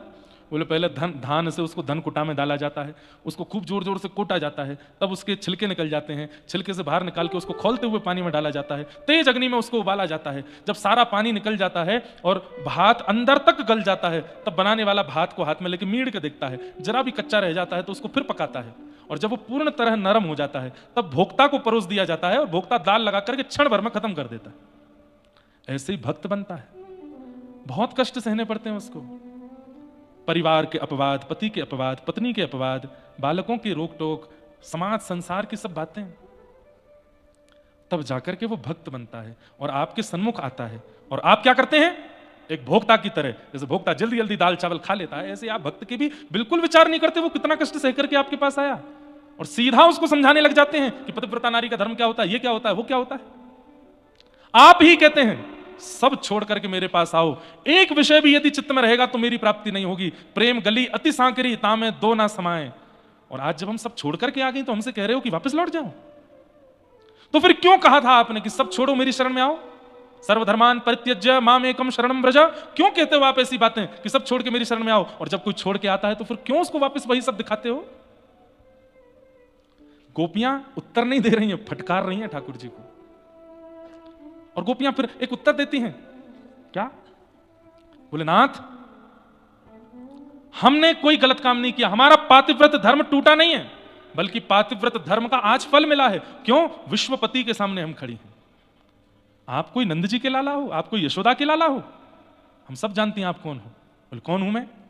न खलु गोपिका नंदनो भवान अखिल देना अंतरात्मद्रे वेखन सार्थितो विश्वगुप्तये सखउदे सात्वतांकुले। हम जानती हैं आप यशोदा के लाला नहीं हो, आप नंद जी के लाला नहीं हो। तो ठाकुर जी सामने खड़े खड़े घबरा गए, कहीं गोपियों को यह तो नहीं पता चल गया कि मैं देवकी का बालक हूं। ठाकुर जी बोले यशोदा का लाला नहीं हूं, नंद जी का लाला नहीं हूं, तो फिर मैं कौन हूं? गोपियां कहती हैं अखिल देहि नाम अंतरात्मदृक्, समस्त विश्वधारियों के अंतर हृदय में और बाहर विराजने वाले परमात्मा हो आप। गोपियां कहने लगी मैंने मत्स्य रूप में आपका दर्शन किया था, मैंने सिंह रूप में आपका दर्शन किया था, मैंने कुर्म रूप में आपका दर्शन किया था, मैंने ठाकुर जी तो परीक्षण ही कर रहे थे इन गोपियों के चित्त को, देखूं तो सही। और आज वो गोपियां सब प्रकट कर देती हैं। ठाकुर जी जान गए, अबोध नहीं है, सब जानती हैं। अरे आपने शरीर के पति दे रखे हैं जो जन्मे और मर जाए, बलिहारी बलहारी व पत्नी की जासो चुड़लो अमर है जाए। हे नाथ, एक पत्नी का विवाह होता है अपने पति से, और पति 5 वर्ष के लिए विदेश यात्रा पर जाता है। 5 वर्ष के लिए अपने जैसा स्वरूप उस पत्नी को दे जाता है, मूर्ति, कि जब तक मैं ना आऊं तुम अपने पातिव्रत का धर्म इसके साथ पूरा करना। ठाकुर जी बोले अच्छा। अब वो पत्नी उसी को खिलाती है, उसी को सुलाती है, उसी को नहलाती, मूर्ति को। ठाकुर जी सुन रहे हैं, गोपियां बोल रही हैं। अच्छा फिर क्या हुआ? बोले 5 साल बाद असली पति आया, द्वार आके खटखटाने लगा। अच्छा फिर? बोले अब गोपी असमंजस में पड़ी है। क्यों? बोले जो मूर्ति वाला पति 5 साल से पास में था उसकी वो सेवा कर रही है और असली पति द्वार पर खड़ा है। अब उसकी असमंजस का समाधान क्या है? वो किसके पास जाए? क्योंकि जिसको 5 साल से पति मान रही है वह भी तो पति ही है, और द्वार पर जो खड़ा है वो भी पति है, किसके पास जाए? ठाकुर जी बोले इसमें कोई विचार की बात है? अरे असली पति विदेश गया था तो अपने मूर्ति पति को दे गया था, और जब असली पति वापस आ गया तो मूर्ति पति को छोड़े असली पति के पास जाए। गोपियां एक दूसरे को देख के हंसने लगी। बोले यही हमने किया है। आप हमको मूर्ति वाले पति दे के गए थे, मूर्ति वाले पति देकर के हमको बोल के गए इनके चरण धोया करो, इनके चरण दबाया करो, इनकी बात माना करो, इनके संग रहा करो, इनको खिलाओ पिलाओ धुलाओ सब करो। लेकिन जब हमें पता चल गया कि असली पति हमारे सामने आ गया है तो हम उसके पास आ गए, तो हमने क्या गलत किया? ठाकुर जी का मानो जैसे किसी ने मुंह पर टेप लगा दिया, कोई उत्तर नहीं भगवान के पास। गोपियां बोली कुछ कहना है आपको? मैं तो वो कह रहा था, मैं तो ऐसे बता रहा था, मैं तो ये कहना नहीं, कुछ नहीं, स्पष्ट बोलो क्या कहना चाहते हो। ठाकुर जी डर गए। लेकिन तभी गोपियों के चित्त में आया कि हम अपने प्रियतम को कष्ट तो नहीं दे रहे हैं बहुत देर रुक करके यहां पर, कहीं ऐसा तो नहीं कि हमारे जाने से ही उनको सुख मिलेगा। तो गोपियां तुरंत करुणा में आ गई, नेत्र सजल हो गए। वो बोले श्याम सुंदर हम चली जाएंगे, हमारे प्रेम को आप सामान्य स्त्रियों के जैसा मत समझिए। सामान्य स्त्रियों का प्रेम देखने का होता है, सुनने का होता है, बोलने का होता है, स्पर्श का होता है। हमारा प्रेम ऐसा नहीं है। हमारे प्रेम में केवल एक इच्छा है, क्या? आप एक बार कह दो कि हम आपके हैं, एक बार कह दो, बस एक बार कह दीजिए कि हे समस्त गोपियां तुम सब मेरी हो और मैं तुम्हारा हूं, बस इतना कह दीजिए। उसके बाद जीवन में हमें दिखना नहीं, तड़पने देना, रोने देना, मरने देना। हम इस बात से ही पूरा जीवन निकाल देंगे कि आपने हमको स्वीकार किया। ये तन का प्रेम नहीं है, ये इंद्रियों का प्रेम नहीं है, ये नेत्रों का, जीव का, कान का प्रेम नहीं है श्याम सुंदर, ये आत्मा का प्रेम है। आप बस एक बार कह दीजिए कि तुम सब मेरी हो, हम चली जाएंगी लौट के, फिर कभी नहीं आएंगे आपके पास। चित्तम सुखेन भवता पहितम ग्रहेषु, चित्तम सुखेन भवता पहितम ग्रहेषु, यन्निर्विशस्त्युत करावपि गृह्य कृत्ये, पादौ पदं न चलतस्तद पादमूलम, यामः कथं ब्रजमथो करवाम किम्। बंधुओं ये रास पंचाध्यायी अच्छों को समझ में नहीं आता। आप कहोगे महाराज जी नहीं हम तो आ रहा है, नहीं आ सकता, बहुत कम होंगे यहां पर भी जो समझ रहे होंगे। सुखदेव जी स्वयं संशय में आ गए थे। परीक्षित जी कथा सुनते सुनते जब रास पंचाध्यायी सुना, आज तक संशय नहीं हुआ, लेकिन परीक्षित जी आज एक संशय में बात बोल देते हैं। क्या? भगवान रुकिए रुकिए रुकिए, मेरे मन में एक संशय है, उसको दूर करो। तो सुखदेव जी बोले अभी तक तो परीक्षित को कोई संशय नहीं हुआ था, 5 दिन से कथा सुना रहा हूं, आज संशय हो गया। क्या संशय है? तब कहते हैं कि कृष्णम विदुः परम कांताम न तु ब्रह्म तया मुने, गुण प्रवाहो परमस्तासाम गुणाधियाम कथम। हे नाथ, कृष्ण परमात्मा है। बोला हाँ, और ये गोपियां कहीं ना कहीं उनके प्रति काम भाव रखती है, मुझे ऐसा लगता है। ये कहीं भगवान के प्रति अपराध तो नहीं है? बहुत ध्यान से सुनिए बंधुओं सब लोग, क्या कहते हैं कि ठाकुर जी के प्रति ये लोग प्रियतम प्रियतमा वाला भाव रखते हैं, उसमें कहीं ना कहीं सूक्ष्म काम है। मुझे ऐसा लगता है कि ये कहीं गोपियों का अपराध तो नहीं है ठाकुर जी के प्रति। तो सुखदेव जी गुस्सा हो गए यहां पे पहली बार कि उक्तम पुरस्तादत्ते चैत्य सिद्धिम यथागतः द्विषन्न ऋषिकेशम किमुतादोक्ष। जब कितना सुंदर उत्तर दिया है। क्या कहते हैं? अच्छा गोपियां प्रेम करती हैं तो तुझे संशय हो रहा है, और कंस गाली देता है उसमें संशय नहीं हुआ। कंस को मुक्ति मिलती है इस पर तुझे संशय नहीं है। पूतना पयोधर पर विष लगा के पिलाती है और उसको मुक्ति मिल जाती है, तुमने वहां संशय नहीं किया। शिशुपाल दंतवक्र भगवान को 100 गालियां रोज देते हैं, मृत्यु के बाद मुक्ति मिल जाती है, मुक्ति मतलब भगवान मिल जाते हैं, उस पर तुझे संशय नहीं हुआ। और आज गोपियां ठाकुर जी से प्रेम कर रही हैं तो तुझे संशय हो रहा है। गोप्य कामात भयात कंस। अरे सुन ले परीक्षित, क्या ये गोपियां प्रेम नहीं करती ठाकुर जी से? ठाकुर जी भी प्रेम करते हैं इन गोपियों से कि मुतादोक्षज प्रिया, ये अधोक्षज की प्रिया हैं, ये उनकी प्रियसी हैं। और ठाकुर जी जिससे प्रेम करें, प्रश्न करते रहो पूरे दुनिया के लोग, वो तो उनके हैं और उनको कोई दूर नहीं कर सकता। तो इसलिए ये प्रसंग सबके समझ में नहीं आया होगा आज, मुझे पता है, पर जितनों को आया है बड़भागी है, क्योंकि रास का प्रसंग सबको नहीं आता है। रास पंचा पूरी भागवत पचाई जा सकती है, रास पंचाध्यायी पचता नहीं है, क्योंकि इतनी शाखाएं हैं एक एक भाव की, एक एक बात की, कितना व्याख्या करें, क्योंकि एक व्याख्या में एक और प्रश्न प्रकट हो जाता है, अच्छा ऐसा तो फिर ऐसा क्यों। इसलिए तर्क कुतर्क वितर्क जिनके भी चित्त में होगा उनको रास समझ में नहीं आ सकता, प्रेमियों को ही आ सकता है। पर पता नहीं मैंने आज क्यों बोला है, यहां रात भर गोपेश्वर दिखे हैं इसीलिए बोला है, गोपियां। और मैंने कहा ना मुक्ति रहती है ना यहाँ पे, सबको मुक्ति देती है, तो उन्होंने थोड़ी जिज्ञासा की है कि जा रहे हैं आप तो थोड़ी सी मुक्ति पर भी कृपा कर दीजिए, मुक्ति को किशोरी जी का कुछ रस दे दीजिए। इसलिए नाथ और मुक्ति दोनों को प्रसन्न करने के लिए थोड़ा श्री जी का भाव आज कहा। गोपियां कहती हैं हम जा रही हैं, हम जा रही हैं, हमारी एक वस्तु आपके पास है वो वापस करो। ठाकुर जी बोले क्या है मेरे पास? बोले चित्त, हमारा मन है आपके पास, वो वापस कर दो। क्यों? बोले हम घर में काम करती हैं, मन आप में लगा रहता है, नहाने जाती है मन आप में लगा रहता है, श्रृंगार करती है मन आप में लगा रहता है, बच्चों को दूध पिलाती है मन आप में लगा रहता है, पति के पास बैठती है मन आप में लगा रहता है। वो मन जो आपके पास है वो वापस करो हमको, ताकि हम उनमें मन लगा सकें। नहीं तो पादौ पदम न चलतस्तद पादमूलात्, हमारे हम पैर रखते कहीं है, जाते कहीं है, करती कुछ है, होता कुछ है, दे दो वापस। ठाकुर जी बोले ये तो नहीं हो सकता। तो बोले नहीं हो सकता ना, तो हमें स्वीकार करो। दो ही तरीके हैं आपके पास, या तो हमको स्वीकार करो या हमारा मन वापस करो। ठाकुर जी बोले मन तो वापस नहीं कर सकता। तो बोले फिर हमें स्वीकार करो। और ठाकुर जी प्रसन्न होकर के खड़े हो गए, बोले मैं तो आप सबका परीक्षण कर रहा था, मैं आप सबके चित्त को देख रहा था कि कैसा है, कैसा लगा? बोले कि पूर्ण योग्य है मेरे, अब आओ मैं रास करूंगा। वास्तव में सब आ गए थे, किशोरी जी नहीं आई थी अभी तक, तो ठाकुर जी तो इसलिए समय खींच रहे थे श्री जी आ जाएं।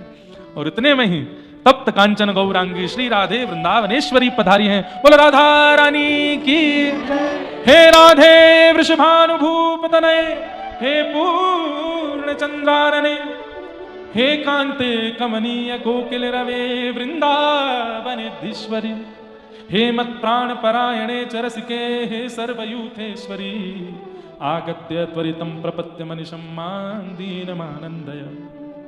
बन नाचे नटनी को वाली, नंद को किशोर, बन नाचे नटनी को वाली। ये हमारे ब्रज का रास का पद तो मूल यही है, जो हम वो गाते हैं राधा नाचे, वो तो सब आपके लिए है, पर श्री जी और प्रिया जी के लिए तो यही पद है। आहा, सुंदर घुंघराले केश है ठाकुर जी के, आज अद्भुत श्रृंगार करके आए हैं, अपना रास में पधारे हैं। कामदेव सामने आकर के खड़ा हो गया। भगवान बोले तुम क्यों आए? बोले स्त्री पुरुष मिलते हैं तो मैं आता हूं। ठाकुर जी बोले स्त्री पुरुष नहीं है, जीवात्मा परमात्मा है। कामदेव बोले ऐसे नहीं, मैं पता करूंगा। बोले कैसे करोगे? बोले आपके ऊपर आऊंगा। ठाकुर जी बोले आके दिखा। जैसे ही कामदेव रास भूमि में प्रवेश करने लगा, ठाकुर जी ने इतना सुंदर रूप बनाया, इतना सुंदर रूप बनाया कि कामदेव मूर्छित होकर गिर पड़ा और ब्रह्मांड ने नाद किया, बोले मदन मोहन लाल की जय। मदन माने काम, उसको भी जो मोहित कर ले में। आज इतने सुंदर लग रहे हैं ठाकुर जी। बंधुओं, ब्रज भाषा के शब्द हैं, गाइएगा मेरे साथ।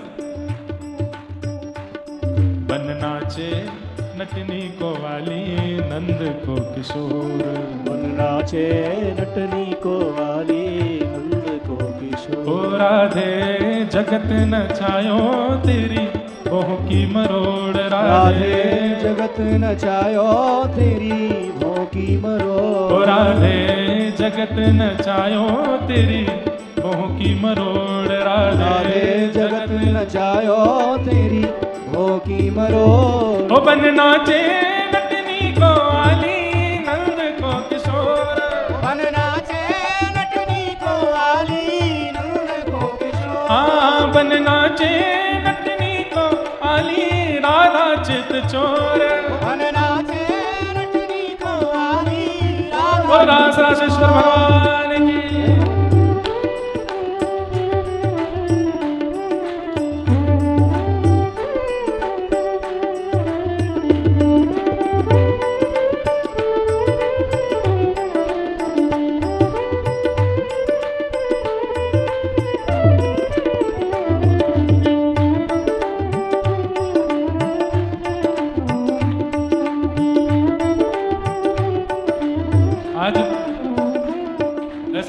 की मुक्तिनाथ में आज किशोरी जी पधारी है। और शंख चक्र गदा पद्म कांप रहे हैं ऊपर चारों भुजा। क्यों? चार भुजा श्री जी के आगे नहीं रह सकते। वहां तो दो भुजा श्री जी की, दो भुजा ठाकुर जी की, ऐसे चतुर्भुज होंगे। ऐसा नृत्य करते हैं प्रिया प्रियतम की दो भुजा श्री जी की कब ठाकुर जी में मिलित हो जाती हैं और दोनों प्रिया प्रियतम चतुर्भुज हो जाते हैं। तो आज श्री जी पधारी हैं और चतुर्भुज नारायण आज तप वप छोड़ करके इस मधुर हिमालय की कंदराओं में गंदगी के तट पर नृत्य कर रहे हैं। बन नाचे नटनी को वाली नंद को किशोर। आहा, किशोरी जी ठाकुर जी के रूप को देख के क्या कह रही हैं? नंद के किशोर तो पे डारू तृण तोड़ प्यारे, नंद के किशोर तो पे डारो तृण तोड़। हाँ, नंद के किशोर तो पे डारू तृण तोड़ प्यारे, नंद के किशोर तो इतने प्यारे लग रहे हो कि तृण तोड़ दूं, कहीं मेरी नजर ना लग जाए आपको, कहीं मेरी नजर किसी को ना लगे, इसलिए तृण तोड़ा जाता है। किशोरी जी कह रही हैं, ओ नंद के किशोर तो पे डारू तृण तोड़ प्यारे, नंद के किशोर तो पे डारो तृण तोड़। सुन मुरली की भोर मेरे मन नाचे मोर, सुन मुरली की गोर मेरे मन नाचे मोर। हाँ, सुन मुरली की भोर मेरे मन नाचे मोर, सुन मुरली की गोर मेरे मन नाचे मोर। हे नट नाचे नटनी को वाली नंद को किशोर, बन नाचे नटनी को वाली नंद को किशोर। हे बन नाचे नटनी को वाली राधा चित चोर, बन नाचे नटनी को वाली राधा चित चोर। देखो कैसा प्रेम है प्रिया प्रियतम का। श्री प्रिया जी कह रही हैं, अरे श्याम सुंदर इतने प्यारे लग रहे हो कि मैं तृण तोड़ दूं कि मेरी नजर ना लगे आपको। तो अब दूसरी पंक्ति में ठाकुर जी कह रहे हैं, अरे श्यामाजू मेरे रूप की तो छोड़ो, आपके रूप की बखान मैं करके बताऊं, मुझे बताओ। कमल कली सो रंग भानु की लली को प्यारी, कमल कली सो रंग भानु की लली को प्यारी। कमल कली सो रंग भानु की लली को प्यारी, कमल कली सो रंग भानु की लली को। अरे मुख चंद हुते नी को मेरे नैना है चकोर, मुख चंद्र हुते नी को मेरे अरे! नैना है चकोर। बादल की आड़ से जैसे ही पूर्णिमा के चंद्रमा निकले सब गोपियां बोली, अरे श्यामाजू चंद्रमा कितनो प्यारो लग रहा है। किशोरी जी बोली, हाँ हाँ हाँ ये चंद्रमा कितनो प्यारो लग रहा है। श्याम सुंदर देखो ना चंद्रमा कितनो प्यारो लग रहा है। ठाकुर जी बोले, देख तो रहूं मैं। कहाँ देख रहे हो? आप तो मुंह को देख रहे हो। बोले, तो जो सबसे सुंदर चंद्रमा होगा वही को तो देखूंगा। हे श्यामाजू ऐसे कोटि कोटि कोटि चंद्रमा आप पर वारे वारे जामे, आपके रूप पर मुख चंद्र हुते नी को मेरे नैना है चकोर, मुख चंद्र हुते नी को मेरे नैना है चकोर। हे बन नाचे लटनी को वाली नंद को किशोर, बन नाचे नटनी को वाली नंद को किशोर। हे बन नाचे लटनी को वाली राधा चित चोर, बन नाचे नटनी को वाली श्री राधा वल्लभ लाल की।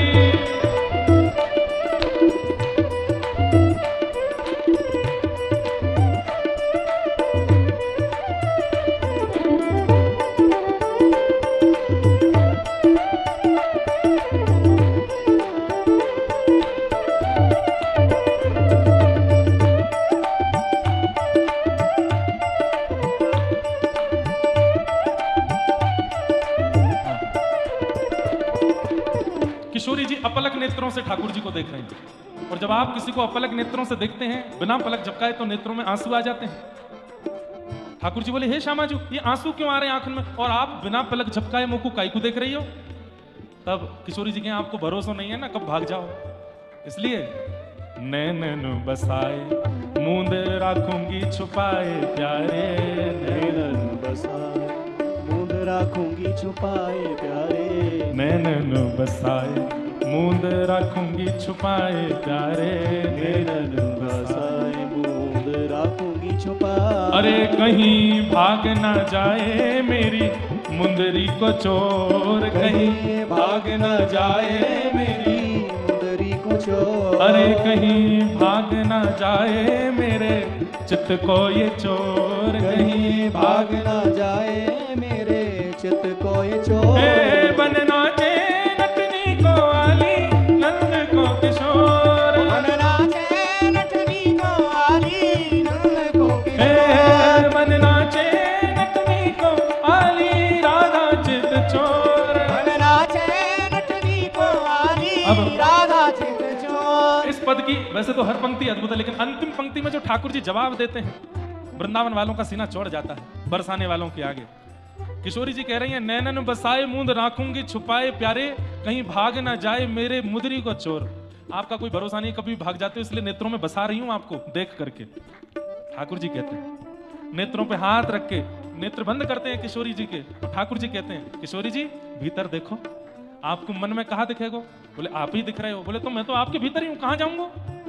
मन श्याम रंग राधे बांध राखो संग प्यारी, मन श्याम रंग राधे बांध राखो संग।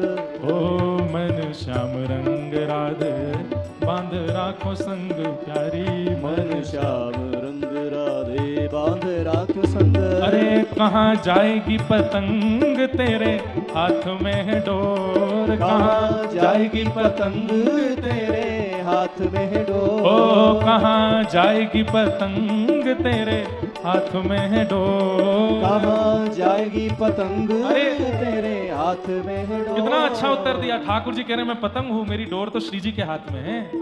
अरे पतंग आकाश में ऊंची उठती जाए, ऐसी मैं उठता ही जा रहा हूं। बीच बीच में छोटी मोटी पतंग आवे, उनको उद्धार भी पतंग पकड़ भी वारो ही करे।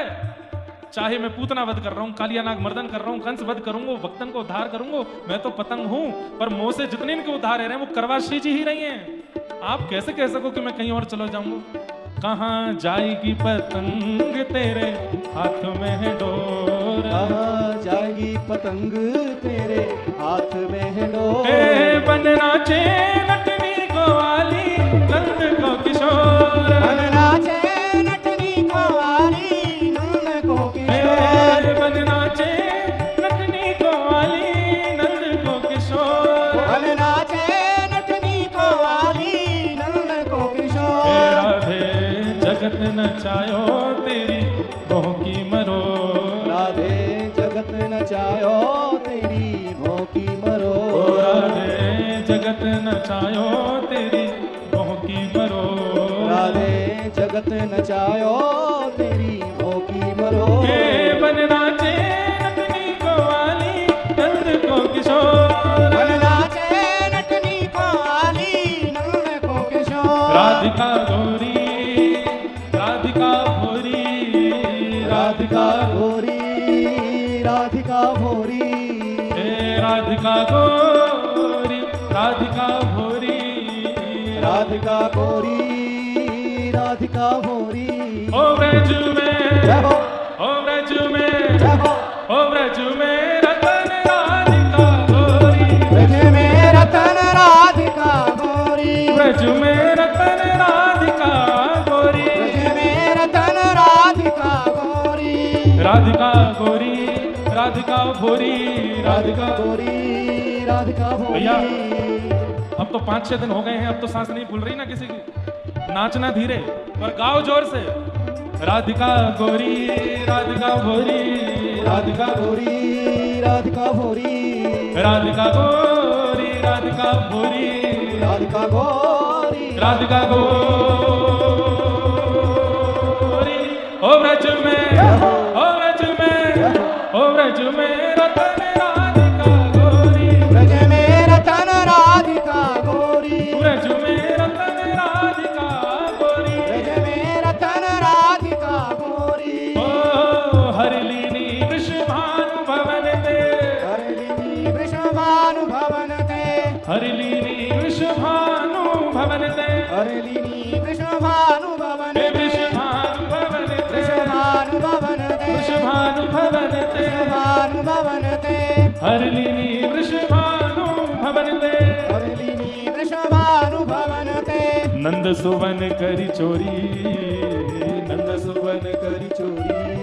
ओ नंद सुवन करी चोरी, नंद सुवन करी चोरी। ओ ब्रज में, और जोड़ते हो व्रज में, ओ व्रज में, ओ व्रज में रतन राधिका गोरी, ब्रज में रतन राधिका गोरी, हे व्रज में रतन राधिका गोरी, ओ ब्रज में रतन राधिका गोरी।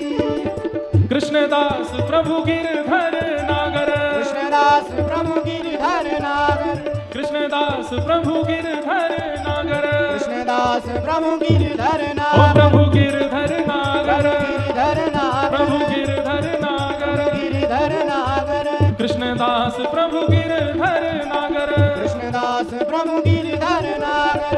नागरी नवल किशोरी, नागरी नवल किशोरी, ओ नागरी नवल किशोरी, नागर नवल किशोरी, ओ व्रज में, ओ व्रज में, ओ व्रज में रतन राधिका गोरी, ब्रज में रतन राधिका गोरी, व्रज में रतन राधिका ओ गोरी, ब्रज में रतन राधिका गोरी, हे राधिका गोरी, राधिका भोरी, राधिका गोरी, राधिका भोरी, हे राधिका गोरी, राधिका भोरी, राधिका गोरी, राधिका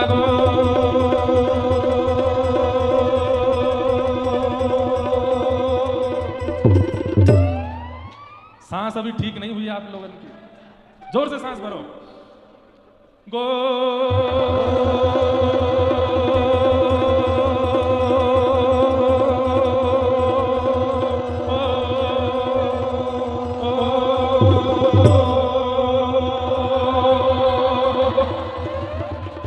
ओ व्रज में, ओ व्रज में, ओ व्रज में रतन राधिका गोरी, ब्रज में रतन राधिका गोरी, व्रज में रतन राधिका गोरी, ब्रज में रतन राधिका गोरी, श्यामा हृदय कमल सो प्रगट, श्यामा हृदय कमल सो प्रगट, और श्याम हृदय कुभार, वृंदावन मेरो वृंदावन, वृंदावन मेरो वृंदावन, हे श्री वृंदावन प्यारो वृंदावन, श्री वृंदावन प्यारो ओ वृंदावन, जय राधे राधे, राधे राधे, श्री राधे राधे, राधे राधे, वृषभानु दुलारी, राधे राधे, श्री कृष्ण प्यारी, राधे राधे, बरसाने वारी, राधे राधे, वृषभानु दुलारी, राधे राधे, कीरत सुत प्यारी, राधे राधे, नावत तारी, राधे राधे, हरिवंश दुलारी, राधे राधे, हरिदास दुलारी, राधे राधे, जय राधे राधे, राधे राधे, श्री राधे राधे, राधे राधे, जय राधे राधे, राधे राधे, श्री राधे राधे, राधे राधे, जय जय श्री राम, राधे जय जय श्री राम, जय जय श्री राम, बोलो वृंदावन बिहारी लाल, रास रासेश्वर भगवान की, पूछ री के लौटा की, यारे क्या बात है बंसी वारे, शाबाश, बोलो मुक्ति नारायण भगवान की। कल कथा का विश्राम दिवस है, समय से कथा होगी। आज दामोदर कुंड नहीं जा पाए हम, कल जाएंगे, तो प्रयास करेंगे कि हम 11 बजे तक आ ही जाएं, पर आप लोग अपना स्थान ग्रहण ही कर लेना, कुछ मौसम का पता नहीं है। 11 बजे ही कथा प्रारंभ होगी, तो कल विश्राम दिवस, कथा करके फिर यहाँ से हम कल ही प्रस्थान बद्रीनाथ के लिए कर जाएंगे। आप सबको प्रणाम करते हैं और बड़े प्रेम और भाव से मुक्ति नारायण भगवान से क्षमा याचना कर लीजिएगा और प्रार्थना कीजिएगा कि नाथ, जो मानसरोवर कथा होने वाली है उसके लिए आप आशीष दें और पुनः मुक्तिनाथ आने के लिए हम पर कृपा करें, हम पुनः मुक्तिनाथ आ सकें। वैसे मन तो बहुत लगा यहाँ, इच्छा तो है, अगर किसी कारणवश मौसम के चलते अगले वर्ष अगर मानसरोवर कथा नहीं भी हो पाई और मुक्तिनाथ दोबारा आ जाएंगे, हम यही कथा करेंगे। तो ऐसी भावना है। सबको जय श्री कृष्ण, जय श्री कृष्ण, जय सिया राम, जय श्री राम, जय श्रीमन नारायण, जय श्रीमन नारायण। जय जय श्री राम।